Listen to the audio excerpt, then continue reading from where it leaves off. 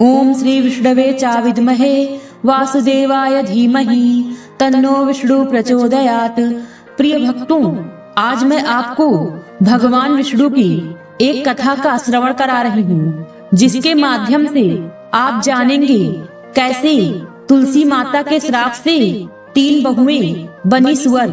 अगर आप यह प्रेरणादायक कथा सुन रहे हैं तो पूरा सुनिए, इसे आधा अधूरा छोड़कर जाने की गलती न करें। इस पवित्र कथा के माध्यम से आप भगवान विष्णु से नई सीख प्राप्त करेंगे, इसलिए इस पवित्र कथा को पूर्ण भाव और निष्ठा के साथ सुने और भगवान विष्णु का आशीर्वाद प्राप्त करें।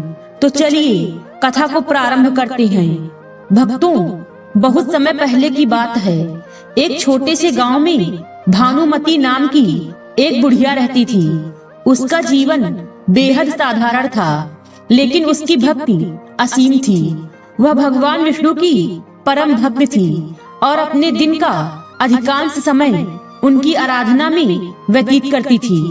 भानुमती हर सुबह स्नान करके तुलसी के पौधे के सामने दीप जलाती और मन में भगवान का ध्यान करती। उसकी भक्ति ऐसी थी कि लोग उसे विष्णु भक्त कहकर सम्मान देते थे। भानुमती के 3 बेटे थे, प्रमोद, गोविंद और धर्मेंद्र। समय के साथ तीनों बेटों की शादी ऊंचे घरानों की कन्याओं से हो गई। प्रमोद की पत्नी सुधा, गोविंद की पत्नी रेखा और धर्मेंद्र की पत्नी प्रभा थी। यह तीनों महिलाएं धनी परिवारों से थी और अत्यंत सुंदर और आकर्षक थी, लेकिन उनका स्वभाव स्वार्थी और कठोर था। शादी के कुछ ही दिनों बाद से बहुओं के स्वभाव ने अपना असली रूप दिखाना शुरू कर दिया। सुधा का स्वभाव सबसे ज्यादा तुनुक मिजाज था। वह अक्सर भानुमती से कहती, माँ जी, यह हर समय का पूजा पाठ बंद कीजिए। हम इस घर में भी सुख शांति चाहते हैं। आप अपने भगवान में खोई रहती हैं और घर का ध्यान रखने वाला कोई नहीं। भानुमती ने विनम्रता से उत्तर दिया, बेटी, भगवान विष्णु ही मेरे जीवन का आधार हैं। उनकी कृपा से ही सब कुछ है। मैं जितना समय पूजा में बिताती हूँ, उससे अधिक आनंद और शांति मुझे कहीं नहीं मिलती।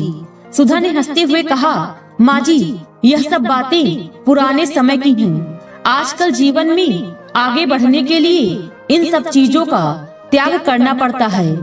इधर रेखा, जो सबसे ज्यादा अभिमानी थी, अपनी सास की गरीबी का मजाक उड़ाते हुए कहती है, माँ जी, हमारे घर में तो हर चीज की भरमार थी। यहाँ आकर मुझे लगता है कि मैं किसी गरीब के घर में आ गई हूँ। यह कैसी जिंदगी है। प्रभा, जो चालाकी और मक्कारी में माहिर थी, उसने कहा, माँ जी, आप भी थोड़ा आराम कर लिया करो।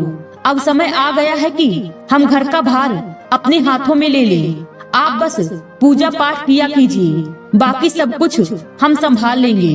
भानुमती ने अपनी बहुओं की बातें सुनी, लेकिन उसने कभी किसी का विरोध नहीं किया। वह जानती थी कि सांसारिक बातें क्षणिक हैं और उसकी असली शक्ति उसकी भक्ति में ही है। वह चुपचाप भगवान विष्णु की पूजा में लगी रहती, लेकिन बहुओं का असंतोष धीरे धीरे बढ़ता गया। एक दिन तीनों बहुओं ने आपस में बैठक की। सुधा ने सबसे पहले अपना गुस्सा व्यक्त किया, अब और बर्दाश्त नहीं होता। हम क्यों इस तरह से गरीबी में घुट घुट कर जिए। हमें अपने पतियों से अलग होने की बात करनी होगी। माँ जी को अलग कर देना ही सबसे अच्छा उपाय है। रेखा ने सिर हिलाते हुए कहा, हाँ दीदी, तुम्हारी बात बिल्कुल सही है। हमें अपनी सासू माँ से अलग रहना चाहिए, तभी हम अपने जीवन का आनंद ले सकते हैं। प्रभा ने चालाकी से सुझाव दिया, लेकिन हमें यह काम बड़ी सावधानी से करना होगा। हमें अपने पतियों को इस तरह से मनाना होगा कि वे खुद ही माँ जी से अलग होने का निर्णय ले लें। तीनों ने अपने अपने पतियों से बात करने की योजना बनाई। उस रात जब प्रमोद, गोविंद और धर्मेंद्र घर लौटे तो उनकी पत्नियां रोने लगी और अपने दुख सुनाने लगी। सुधा ने प्रमोद से कहा, देखो जी, मैं इस घर में और नहीं रह सकती।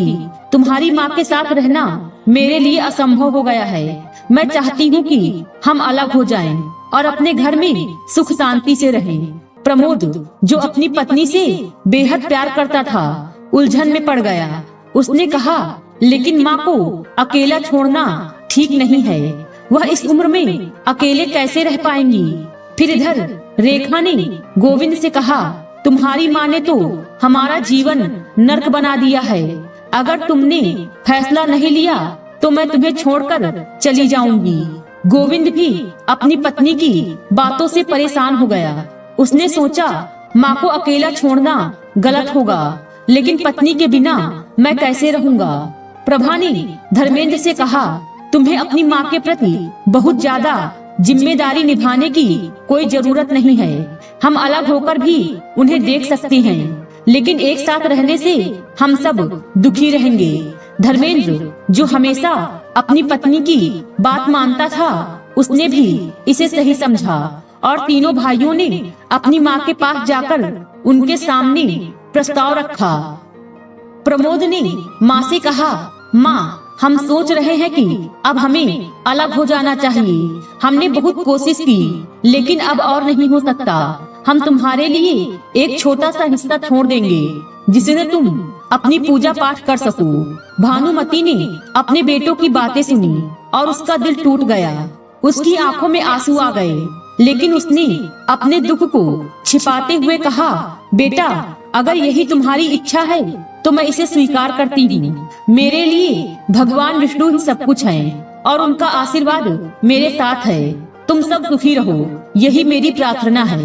फिर संपत्ति का बंटवारा हुआ और भानुमति को एक छोटा सा हिस्सा मिला। वह छोटे से घर में अकेली रहने लगी। उसका जीवन कठिन था, लेकिन वह संतुष्ट थी, क्योंकि उसकी भक्ति ही उसका सबसे बड़ा सहारा थी।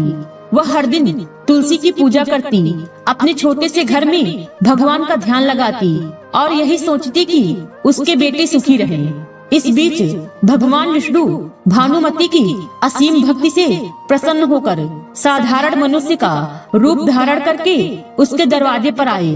उनके चेहरे पर करुणा की आभा थी और उनकी आंखों में दिव्यता की चमक। उन्होंने भानुमति से कहा, माँ, मैं एक यात्री हूँ, मुझे कुछ समय के लिए आश्रय चाहिए।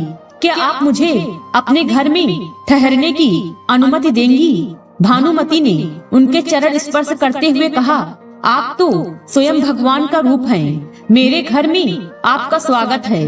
भगवान विष्णु ने उसे एक बीज दिया और कहा, माँ, यह बीज तुम्हें भूख से बचाएगा। जब भी भूख लगे इसे ग्रहण करना, तुम्हारा पेट भर जाएगा।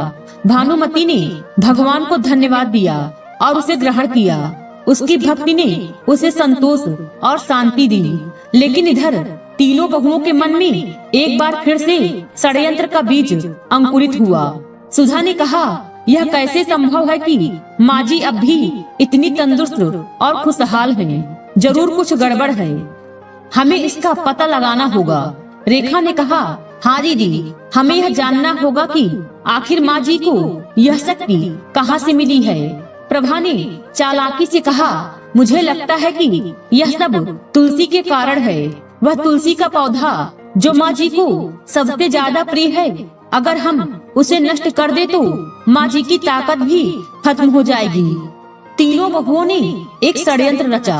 एक दिन जब भानुमति भगवान की पूजा के लिए बाहर गई हुई थी, तो तीनों बहुएं उसके घर में घुस गयी।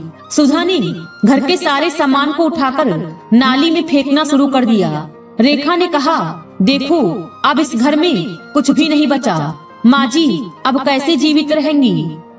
प्रभा ने तुलसी के पौधे को उखाड़कर नाली में फेंक दिया और बोली, अब देखो, माँ जी की शक्ति खत्म हो जाएगी। लेकिन जैसे ही उन्होंने तुलसी का पौधा नाली में फेंका, उसी क्षण उन पर महापाप का असर शुरू हो गया। उनके शरीर में अजीब सा बदलाव आने लगा और देखते ही देखते वे तीनों सुअरनी बन गई। वे चिल्लाने लगी, यह क्या हो गया? हम सुअर क्यों बन गई? उनकी आवाजें अब घुरघुराने जैसी हो गई थी और वे इंसानी शब्द बोलने में असमर्थ थी। जब वे घर लौटी तो उनके बच्चे भी उन्हें पहचान नहीं पाए। बच्चे डरकर अपने पिता से कहने लगे, पिताजी, यह सुवर्णी हमारे घर में क्यों आई हैं? इन्हें बाहर निकालिए। पतियों को जब सच्चाई का पता चला तो वे घबरा गए। वे भागते हुए अपनी माँ के पास पहुँचे और उससे माफी मांगने लगे। प्रमोद ने कहा, माँ, हमने बहुत बड़ी गलती की है। हमारी पत्नियां अब सुवर्णी बन गई हैं। कृपया हमें माफ कर दो और हमारी सहायता करो। भानुमति ने अपनी बहुओं की दयनीय स्थिति देखी और उसकी आंखों में आंसू आ गए। उसने भगवान विष्णु से प्रार्थना की, हे प्रभु, मेरी बहुओं ने पाप किया है, लेकिन कृपा करके उन्हें माफ कर दीजिए। उन्हें फिर से मनुष्य बना दीजिए। उसी समय एक महान साधु वहां आए। उनकी उपस्थिति में भानुमति ने उनसे उपाय पूछा। हे साधु महाराज, मेरी बहुएं अब सुवर्णी बन गई हैं। कृपया मुझे बताइए मैं क्या कर सकती हूँ। साधु महाराज ने गंभीर स्वर में कहा, माँ, यह सब उनके पापों का फल है। उन्होंने पवित्र तुलसी का अपमान किया है, लेकिन अगर वे सच्चे मन से प्रायश्चित करें तो उनका उद्धार हो सकता है। भानुमति ने विनम्रता से पूछा, हे महाराज, कृपया मुझे उपाय बताइए। मैं क्या कर सकती हूँ जिससे मेरी बहुएं फिर से मनुष्य बन सके। साधु महाराज ने कहा, तुम्हें विष्णु भगवान की पूजा करनी होगी और तुलसी के पत्ते के साथ प्रसाद बनाकर भगवान को भोग लगाना होगा। फिर तुम्हारी बहुएं उस प्रसाद को ग्रहण करें और तुलसी के पौधे को जल चढ़ाएं, तभी वे पुनः मनुष्य बन सकेंगी। भानुमति ने साधु महाराज के बताए अनुसार विधि विधान से पूजा की। उसकी भक्ति इतनी प्रबल थी कि भगवान विष्णु ने उसकी प्रार्थना सुन ली। भानुमति ने विष्णु भगवान को तुलसी पत्र अर्पित कर भोग लगाया और फिर अपने बेटे और बहुओं को बुलाकर कहा, इस प्रसाद को ग्रहण करो और तुलसी के पौधे को जल चढ़ाओ। केवल तभी तुम लोग इस रात से मुक्त हो सकते हो। तीनों बहुएं बहुत ही लज्जित थी, लेकिन उनके पास कोई और रास्ता नहीं था। उन्होंने प्रसाद ग्रहण किया और तुलसी के पौधे को जल चढ़ाया। भगवान विष्णु उनके सच्चे प्रायश्चित को देखकर प्रसन्न हुए और उनकी कृपा से वे तीनों फिर से मनुष्य बन गयी। अब तीनों बहुएं अपनी सासू माँ के पास गयी और रोते हुए माफी मांगी। माँ, हमने बहुत बड़ी गलती की, हमें माफ कर दो। भानुमति ने उन्हें अपना आशीर्वाद दिया और कहा, भगवान ने तुम्हें माफ कर दिया है तो मैं भी तुम्हें माफ करती हूँ, लेकिन आगे से किसी का दिल मत दुखाना। बेटों ने भी अपनी माँ से माफी मांगी और वादा किया कि वे कभी भी अपनी पत्नियों के कहने पर माँ से अलग नहीं होंगे। इसके बाद सभी ने प्रेम से मिलकर रहने का निर्णय लिया।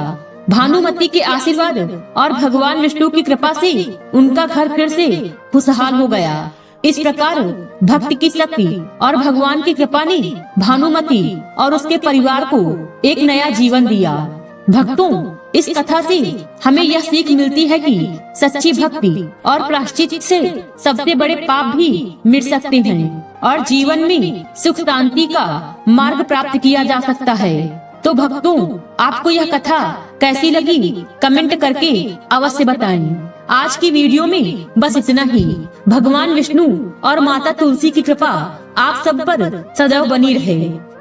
उम्मीद है वीडियो पसंद आई होगी। इस वीडियो में बोलते समय कोई त्रुटि हुई हो तो क्षमा करें। वीडियो पसंद आई हो तो वीडियो को लाइक और शेयर करें और चैनल को सब्सक्राइब कर दें और कमेंट बॉक्स में जय श्री विष्णु लिखना बिल्कुल न भूलें। मिलते हैं अगले वीडियो में। खुश रहिए और खुशियाँ बांटते रहिए। जय श्री विष्णु।